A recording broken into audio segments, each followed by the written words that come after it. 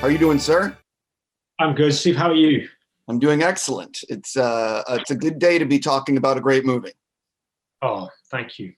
I know that you're a huge Sorkin fan, just like all of us. So Yeah. I am curious. How much did you pay to be in the movie? a, a fuckload. No, I feel like I just perhaps said enough times in enough. I've always wondered that thing with actors when you do so much press. And if you say enough times that you want to work with someone, either they go, God, that guy's lame. Would he stop trying to get to work with me? But on this particular occasion, maybe it worked. I mean, as you say, I feel like I've said in every interview ever that I am obsessed with his work.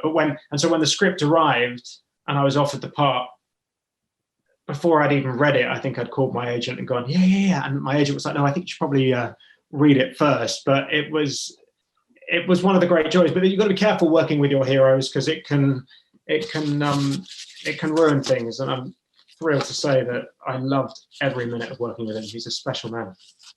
Listen, I don't even think when the script says Aaron Sorkin on it, written by Aaron Sorkin, I really don't think you have to read it. I think you can just commit. It's one of those things.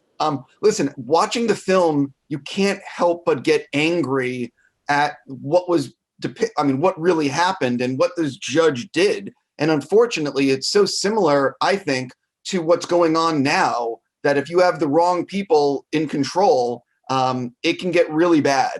Can you sort of talk about the timeliness of this film, which you couldn't have realized when you were making it? It was going to be just so timely.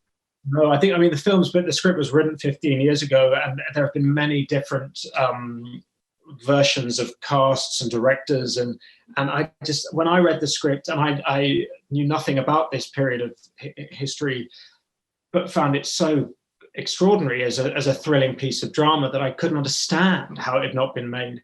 And I think maybe it was like, is there an audience? And the answer was that since we made the film, as you say, it's become like scarily and eerily relevant. But so back in '68, you had the Vietnam War being protested, but you had the civil rights movement, you had the women's rights movement. The following year, you had Stonewall, you had an ex-vice president trying to become president, you had a flu pandemic. It was sort of, I hope that the urgency of the film for me is that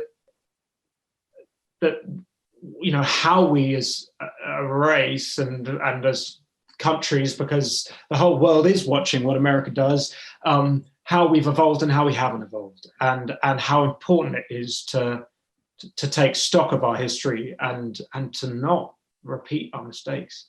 Great job, and congrats on being on such a great movie. Thank you.